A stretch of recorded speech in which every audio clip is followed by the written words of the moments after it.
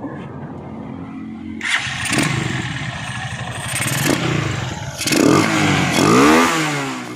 guys, magandang umaga po sa ating lahat at welcome na po sa ating YouTube channel.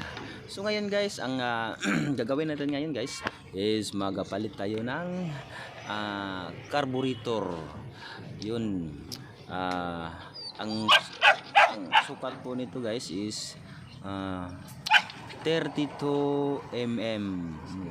32 mm guys. So yun ang ating ipapalit ngayon. So at saka guys, nagbili ako na ng manifold ng TMX guys. So yun na ang ikakabit natin, kasi kukuhanin natin yung dalawang bolt na yan, tapos ikakabit natin yun. So let's go guys.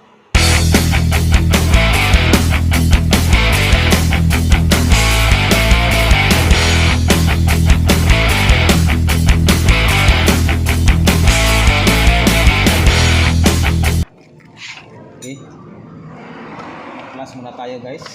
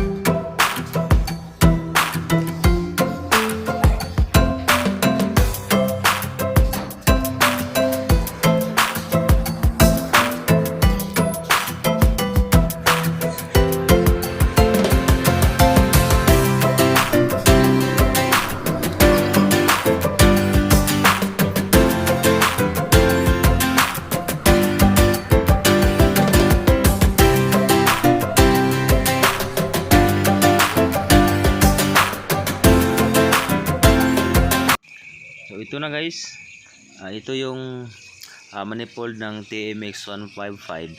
So may nakalagay na dalawang bolt. So yun ang kukunin natin para may pasok natin ang manifold ng ating 32 mm na carburetor guys. So tanggalin muna natin.